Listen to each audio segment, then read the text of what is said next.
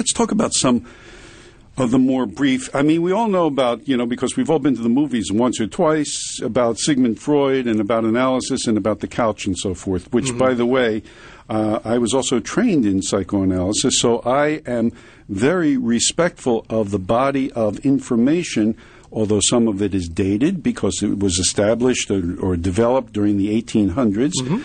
And culturally, things have changed, and perceptions have changed, and knowledge has changed. But there's certain basic information about the psychology of human beings that this was groundbreaking and still stands as important. But there are other forms of psychotherapy. There are various things called brief psychotherapies, things under the names of interpersonal behavioral therapy, dialectical behavioral therapy, various kinds of strategic therapies and so forth.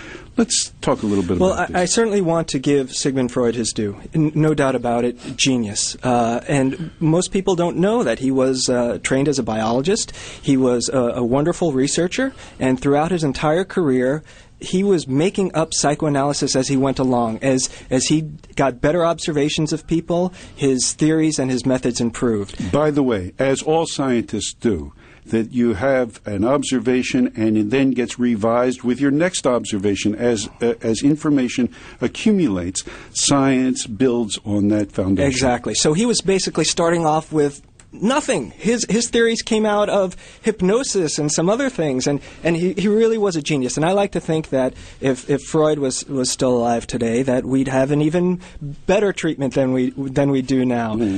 Psychological treatments have gone through a number of changes over the course of the last century, from psychoanalysis to the behaviorism of the 20s and 30s, where they did a lot of experiments with animals, trying to figure out what makes animals behave the way they do, and then in the 50s, B.F. Skinner applied those to humans.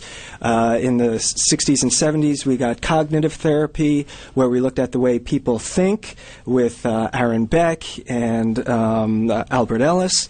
And now as we move along into the 21st century, as we talked about earlier, mindfulness is starting to play a large role in the way that psychological treatments are moving.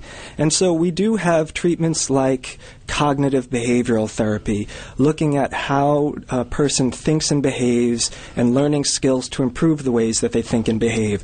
That treatment itself has probably received the lion's share of research within the last 30 to 40 years. And it can be used as a brief form of treatment, meaning 10 to 12 sessions. I've had clients who said, I only want to come for 8 to 10 sessions. Great, we'll do what we can. We might not be able to solve all of your problems, but let's pick a specific problem, let's set a goal, and let's work towards that goal.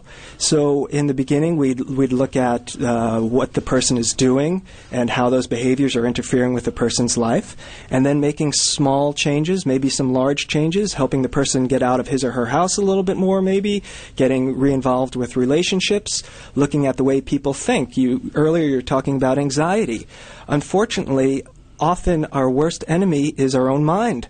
And it's our thinking. When we're thinking and worrying about all these things, it can make us feel very anxious or very depressed. So one of the skills is helping people observe the way they think and challenging that and helping the person to think in healthier ways. So there are those. That's a form of brief treatment. There are brief forms of psychodynamic therapy, which have received a lot of great research. There's interpersonal therapy, which you mentioned before, which focuses on largely the person's relationships. Let me interrupt you for a second, Jeff. Sure. Before we go to break.